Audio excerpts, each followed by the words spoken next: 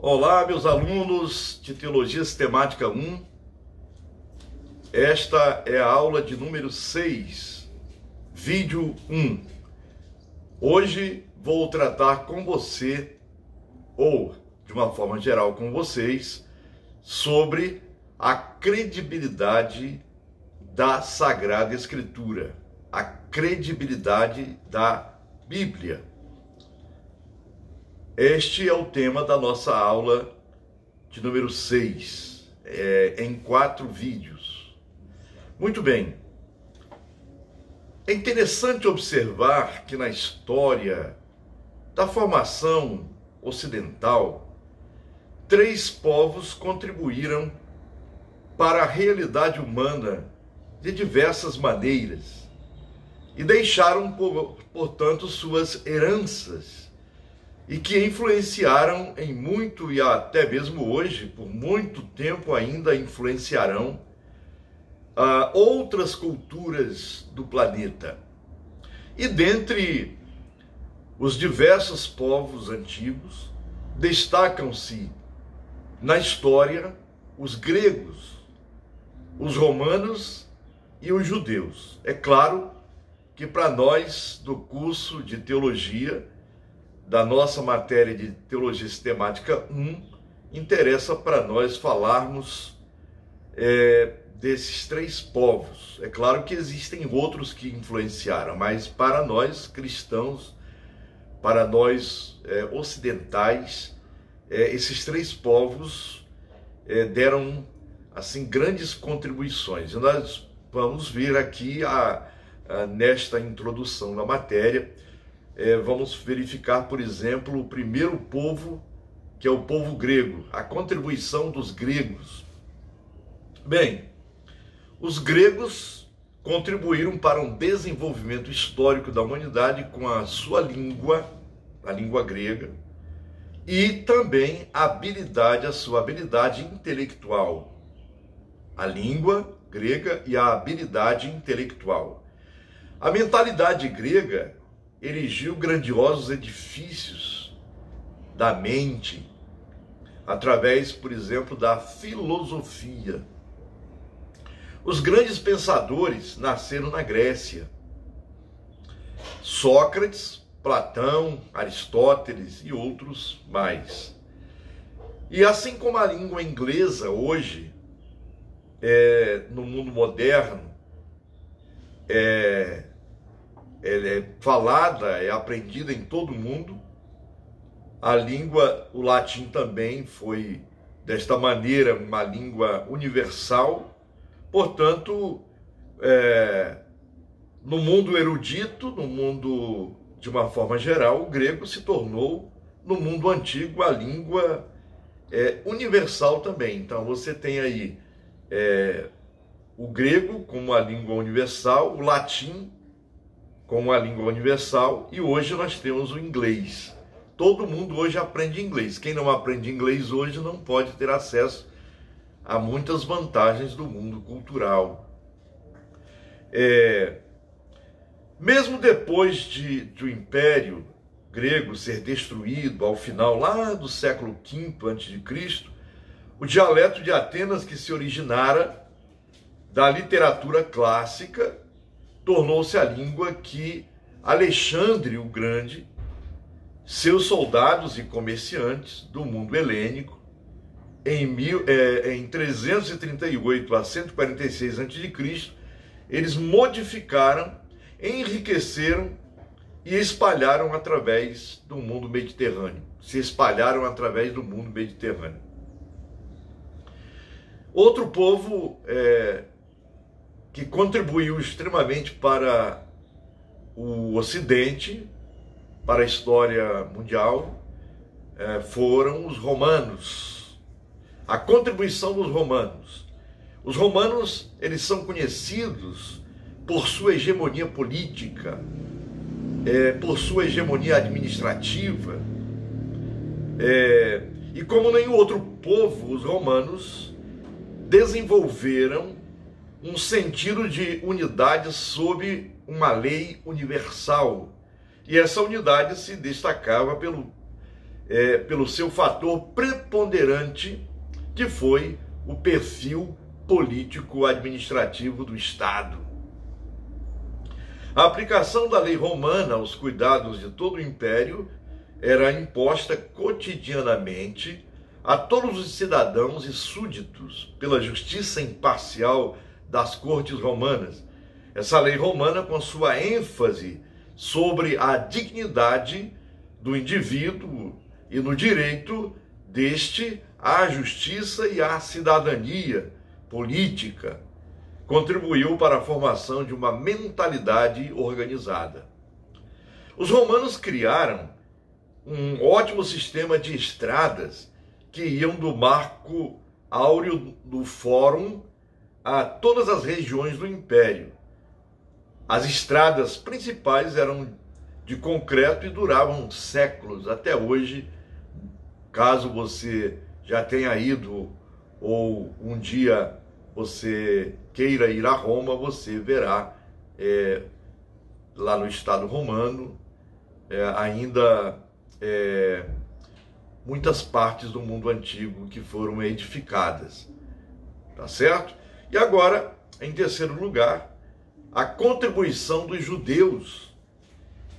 Eram chamados de hebreus no passado e depois passaram a ser chamados de judeus.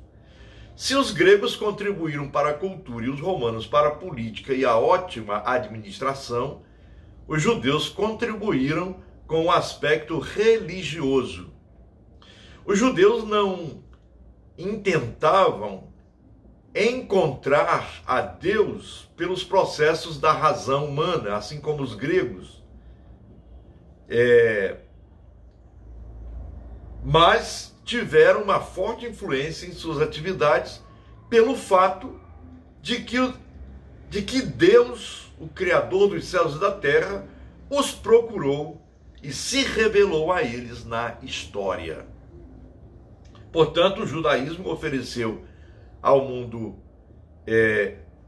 a esperança de um Messias que estabeleceria a justiça na terra. Esta era a ideia religiosa básica dos judeus.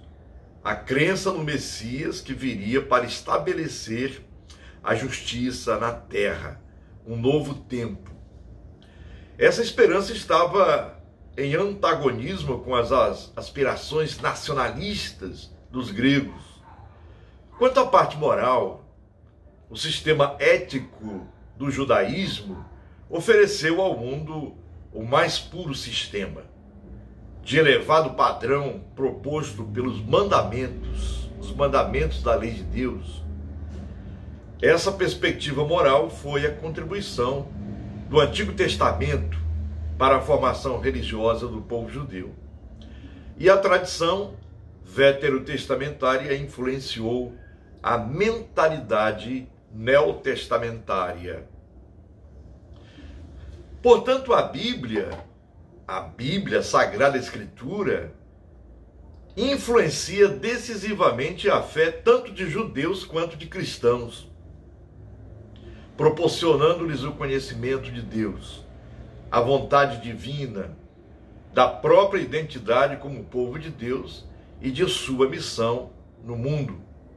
Judeus e cristãos aceitam a sacralidade dos livros do Antigo Testamento, isto é, para os judeus, como literatura sagrada, mas os cristãos admitem aí a literatura neotestamentária e também a veterotestamentária. Os cristãos não desprezaram, nem dispensaram e nem dispensam e nem dispensarão o Antigo Testamento. Bem, os conceitos de escritura e de cânone bíblico. Os conceitos de escritura e de cânone bíblico sobrepõem-se consideravelmente, no sentido de que ambos implicam escrituras sagradas autorizadas, mas não exatamente a mesma coisa. O cânon não é inspirado, mas as sagradas escrituras são inspiradas. Pelo fato de um cânone bíblico assemelhar-se a uma escritura sagrada, na medida somente em que é um guia normativo para comunidades religiosas.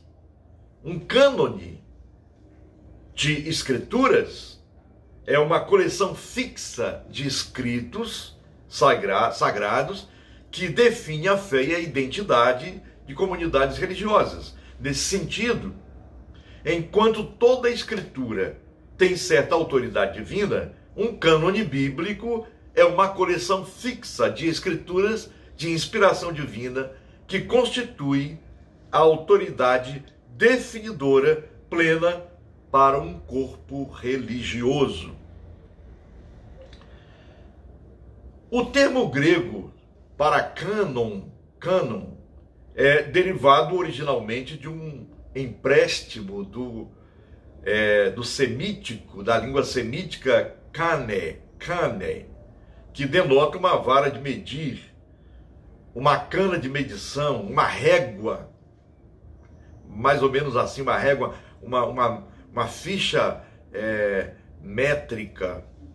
Portanto, os gregos utilizavam ou usavam a palavra para se referir a um padrão ou norma pela qual todas as coisas eram julgadas ou avaliadas, seja pela forma perfeita a seguir na arquitetura ou o critério pelo qual as coisas devem ser apreciadas, utilizadas, portanto, para os gregos, tanto para a arte quanto para a moral e para a ética. Segue-se aqui uma análise sobre as duas partes da Bíblia, ainda que de modo sintético, uma vez que nos livros que tratam destas partes se encontram em maior profundidade. Nos livros de teologia sistemática encontram-se com maior profundidade e também com maior extensão. O Antigo Testamento, considerando que o Antigo Testamento continua sendo Sagradas Escrituras, ou a Sagrada Escritura para a teologia cristã, é fundamental haver a necessidade de o entender corretamente, que no todo e também em suas partes. É fundamental que haja não um estudo superficial ou pueril. É preciso colocar em prática um estudo científico. Pesquisar cientificamente é a proposta da ciência introdutória da Escritura, ao lado de outros processos de investigação e de interpretação. Tudo isto para que a pessoa não saia por aí interpretando a Escritura do Antigo Testamento de qualquer maneira ao seu bel prazer. É preciso que se busquem no testemunho interno do Antigo Testamento duas formas da palavra de Deus. A palavra do Senhor, que se identifica com a aliança, e a palavra do Senhor anunciada pelos profetas. Constituem-se estas a experiência do povo e, ao mesmo tempo, o início de uma teologia viva da palavra. Sem escritura sagrada, não existe cristianismo. Sem o Antigo Testamento, não existiria o cristianismo. No início do cristianismo, os primeiros cristãos utilizavam o Antigo Testamento como palavra de Deus. O seu conceito, ou seu conteúdo, se constituiu normativo e formativo da existência cristã no segmento de Jesus. E assim, até o século II depois de Cristo, a literatura veterotestamentária dos cristãos foi a Bíblia judaica. É interessante que essa Bíblia para a cristandade primitiva não constituía o Antigo Testamento, no sentido de uma revelação secundária ou até mesmo antiquada. Não era um Velho Testamento, uma escritura antiquada para os cristãos. Nem mesmo no século II, os evangelhos e também as cartas apostólicas especificamente cristãs, surgidos sucessivamente a partir da metade do século I, alcançaram na igreja a categoria de escritura sagrada. Ainda não. Isso foi posterior. Mas no Antigo Testamento era considerado pelos cristãos a palavra sagrada, a palavra de Deus. Os novos livros sagrados, eles substituíram a Bíblia de Israel no mundo cristão. Mesmo que houvesse uma luta contra a Bíblia judaica, na parte de alguns opositores, existiram opositores que negavam o Antigo Testamento como literatura sagrada, que é o exemplo de Marcião. Marcião era um homem rico, um armador naval, dono de um estaleiro, oriundo da Ásia Menor, e ele tinha grande influência na igreja de Roma, por ser um benfeitor, financeiramente poderoso, até que em 144 depois de Cristo, deu-se uma ruptura. Depois organizou uma igreja própria, que reuniu muitos adeptos e sobreviveu à igreja marcionita até o século VI.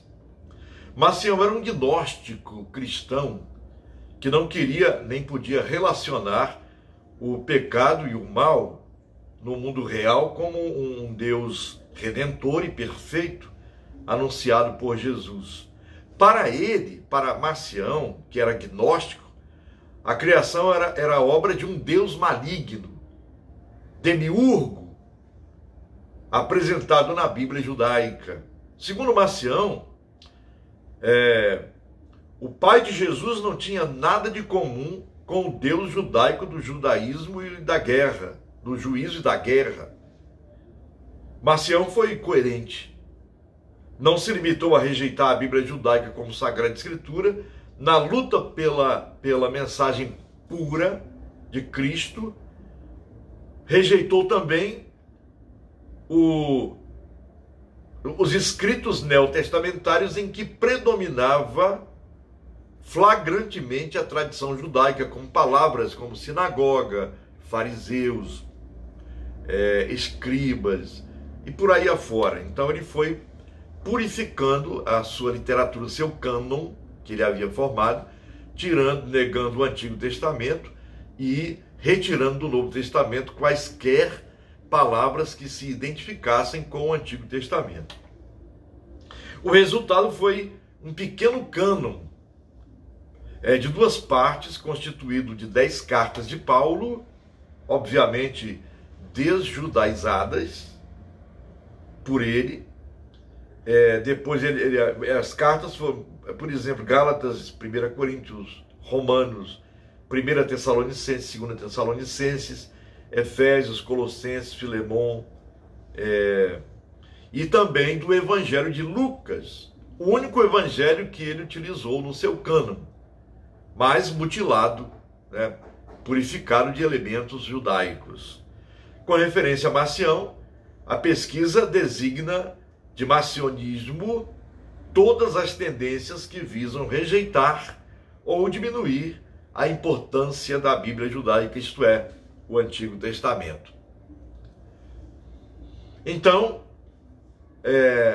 era uma oposição à igreja. A igreja se pôs, ou melhor, era uma oposição à igreja, e depois, a partir daí, a igreja também faz a sua oposição. E qual foi a oposição da igreja? Ela se opôs a essa rejeição de Marcião, porque estava crescendo muito. E a seita, ou melhor, a igreja marcionita estava crescendo muito. E continuou se fundamentando em sua mensagem. Portanto, na oposição da igreja, que possui um significado programático, que a igreja tenha tornado a Bíblia de Israel, a primeira parte de sua Bíblia, a Bíblia de Israel, ela detinha a inconteste dignidade de ser revelada e possuía autoridade e qualidade canônica. Portanto, Marcião seria uma oposição ferrenha à posição da igreja cristã. Por isso, os discípulos de Jesus recorriam ao Antigo Testamento, né, a essa Sagrada Escritura, para conferir à mensagem de Jesus comunicabilidade real, força de persuasão e validade e credibilidade. Assim, não se lê o Antigo Testamento a partir do Novo. Porém, vale o contrário. O Novo Testamento é escrito a partir do Novo. Eu vou finalizar este primeiro vídeo da aula 6 de Teologia Sistemática 1 e volto com você no próximo vídeo, dando continuidade à nossa matéria. Até já então, meus prezados alunos.